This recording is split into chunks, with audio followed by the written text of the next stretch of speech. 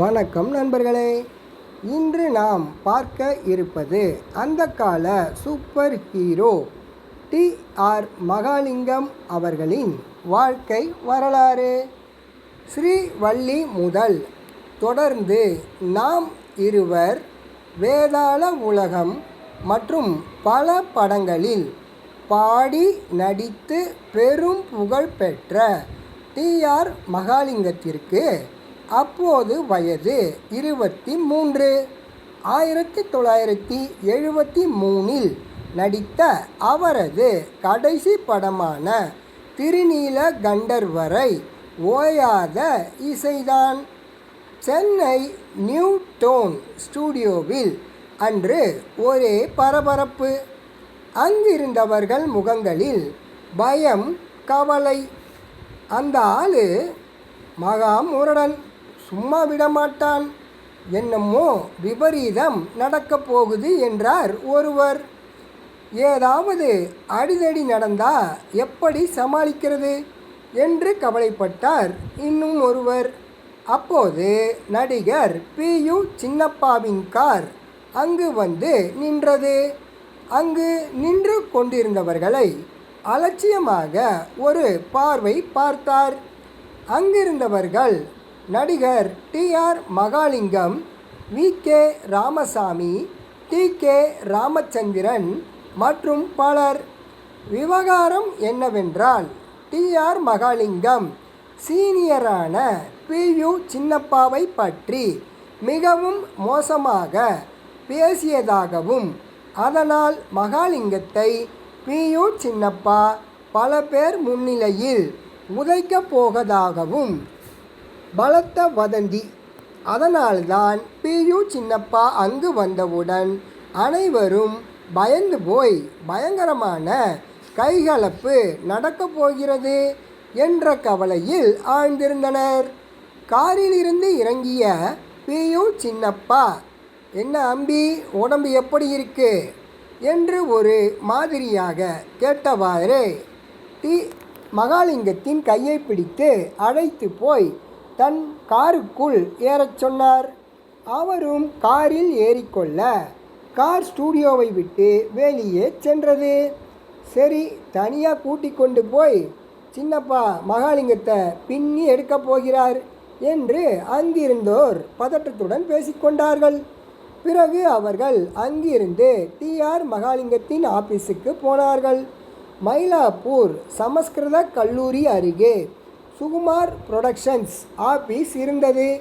அதுதான் மகாலிங்கத்தின் வீடு, ஆபீஸ் எல்லாமே. 1 மணி நேரத்திற்கு பிறகு மகாலிங்கம் திரும்பி வந்தார். வி.கே. ராமசாமி கவலையுடன், என்ன நடந்தது என்று கேட்டார். அதற்கு சிரித்து கொண்டே மகாலிங்கம், ஒன்றுமில்லைங்க, யாரோ சில பேர் பி.யு. சின்னப்பா அண்ணனிடம் போய் என் மீது கோல் மூட்டி விட்டுருக்காங்க.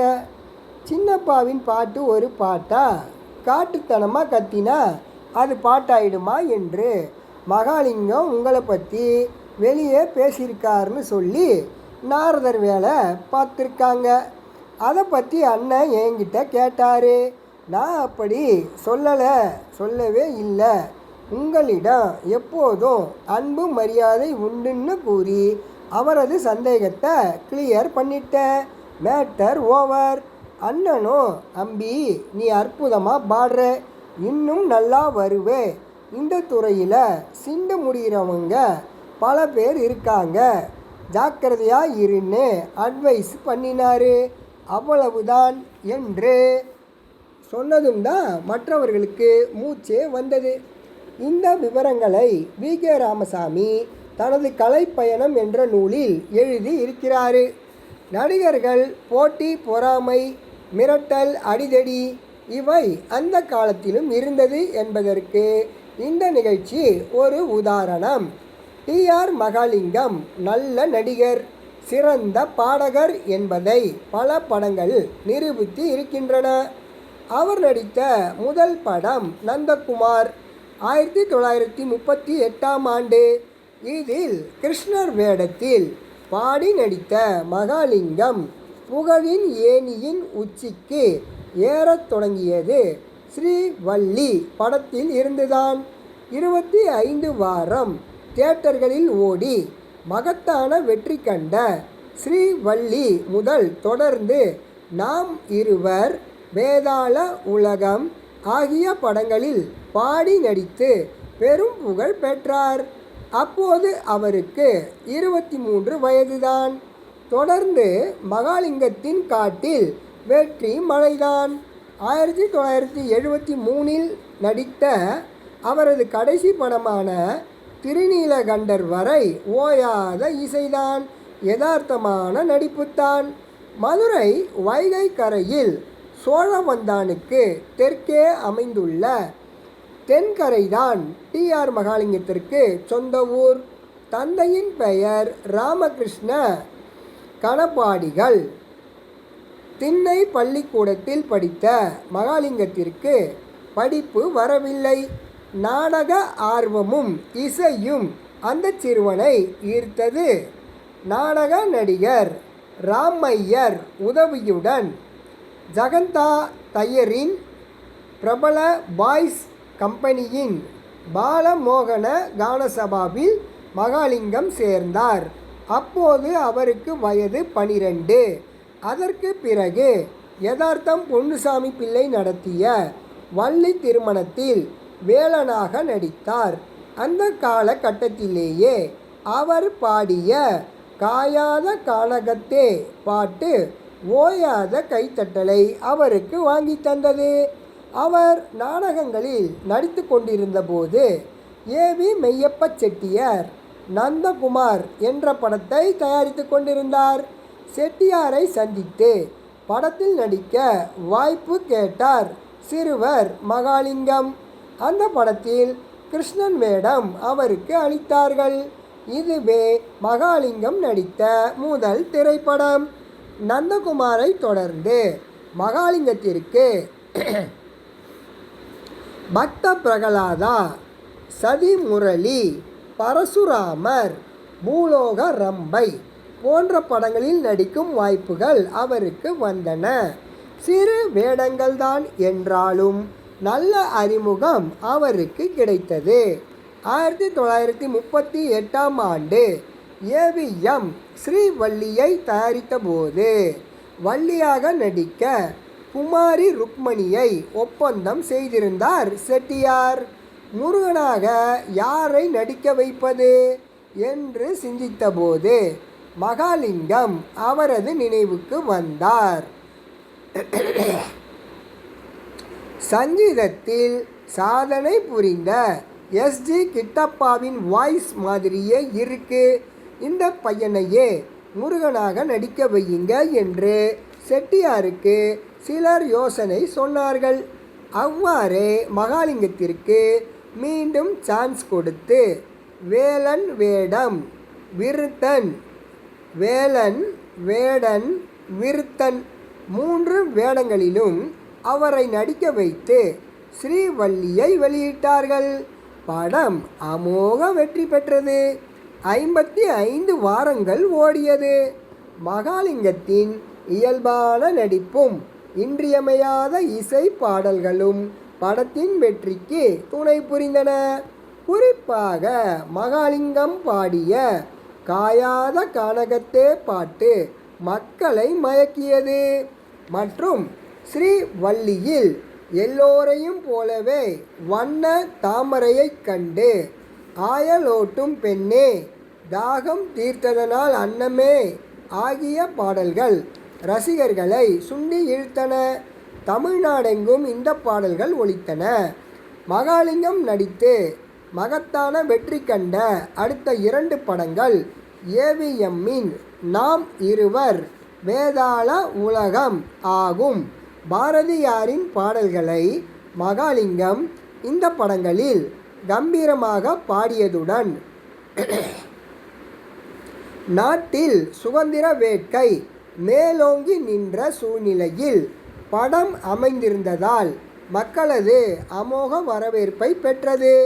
நாம் இருவர் படத்தில் நல்லவரான அண்ணனிடம் பி.ஆர். பந்துலு சண்டை போட்டுக்கொண்டு தனியே சென்று கெட்ட நண்பர்களுடன் சேர்ந்து சினிமா படம் எடுத்து நஷ்டமுற்று நடுத்தெருவுக்கு வரும் இளைஞனின் கதாபாத்திரம் அவருக்கு. அந்த வேடத்தில் சிறப்பாக நடித்ததுடன் இனிமையான பாடல்களையும் பாடியிருந்தார் அவர். மாடர்ன் தியேட்டர்ஸின் ஆதித்தன் கனவு, சித்தாடலின் ஞான சௌந்தரி அடுத்து வெளிவந்த படங்கள். இவ்விரு படங்களையும் பற்றி சொல்லும்போது இரண்டு எதிர்கால பின்னணி பாடும் கலைஞர்கள்தான் நினைவுக்கு வருவார்கள். ஆதித்தன் கனவு படப்பிடிப்பில் ஆதித்தனாக நடிக்கும் மகாலிங்கத்தின் மீது பலர் துணை நடிகர்கள் கல் வீச வேண்டிய காட்சி. மாடர்ன் தியேட்டர்ஸில் மாத சம்பளத்திற்கு வேலை பார்த்து கொண்டிருந்த ஒருவருக்கு மகாலிங்கத்தின் மீது கல் வீச மனம் வரவில்லை. காரணம், இவர் அவரது பரம ரசிகர். மகாலிங்கத்தை ஆதர்ஷ புருஷராக கொண்டு பாட்டுக்கலையை பயின்றவர். மகாலிங்கத்தின் மீது கல் வீச மறுத்தவர் பின்னாளில் பிரபல பின்னணி பாடகராக நடிகராக உயர்ந்த சீர்காழி கோவிந்தராஜன். ஞான சௌந்தரி படத்தின் இடம்பெற்ற சூப்பர் ஹிட் பாடலான அருள் தாரும் தேவமாதாவே என தொடங்கும் பாட்டை பாடியவர் கிருஷ்ணவேணி. புகழ்பெற்ற ஜிக்கி இசை எஸ்.வி. வெங்கடராமன். பட்சிராஜாவின் பவளக்கொடியில் கிருஷ்ணன் வேடம், வெட்டியான், வைத்தியன் மற்றும் ஒரு பெண்ணின் வேடத்திலும் மகாலிங்கம் தோன்றி நடித்தார். மாடர்ன் தியேட்டர்ஸின் மாயாவதி மற்றும் இன்பவல்லி, பாரிஜாதம், லைலா மஜ்னு போன்ற படங்களிலும் மகாலிங்கம் தோன்றினார். அவை அனைத்தும் பெரிய வெற்றியை பெறவில்லை. இந்த நேரத்தில் 1950இல் மகாலிங்கத்திற்கு சொந்த படம் எடுக்கும் ஆசை ஏற்பட்டது. ஸ்ரீ சுகுமார் புரொடக்ஷன்ஸ் என்ற கம்பெனியின் சார்பில் மச்சரேகை, மோகன சுந்தரம், துப்பறியும் கதை, சின்னத்துரை போன்ற படங்களை தயாரித்தார். இவற்றில் கதாநாயகி எஸ். வரலட்சுமி தமிழ்நாட்டின் ராஜ் கபூர் நர்கிஸ் என்று தங்களை இவர்கள் வர்ணித்து கொண்டதாக ஒரு பத்திரிகை எழுதியது. அடுத்து தயாரித்த விளையாட்டு பொம்மையில் நாயகியாக நடித்தவர் குமாரி கமலா. இந்த படங்களால் மகாலிங்கத்திற்கு நஷ்டமே ஏற்பட்டது. கடைசியாக தெரு பாடகன் என்ற படத்தை தயாரித்தார். இந்த படத்தை தயாரித்து முடிக்க முடியாமல் கடன் தொல்லை அவரை கடுமையாக சோதித்தது. கடைசியில் அந்த படம் வெளிவரவே இல்லை. அந்த அளவிற்கு அவருக்கு கடன் நெருக்கடி. சொத்துக்களை விற்றுவிட்டு சொந்த ஊரான தென்கரைக்கே திரும்பி விட்டார். எல்லா சொத்துக்களையும் இழந்து சொந்த ஊருக்கு திரும்பிய மகாலிங்கத்திற்கு மீண்டும் வாழ்வு கொடுத்தவர் கவிஞர் கண்ணதாசன். அவரது தயாரிப்பான மாலையிட்ட மங்கையின் மூலமாக அந்த படத்தில் மகாலிங்கம் பாடிய செந்தமிழ் தேன் மொழியால் எங்கள் திராவிட பொன்னோட உட்பட எல்லா பாடல்களையுமே சூப்பர் ஹிட் ஆகின.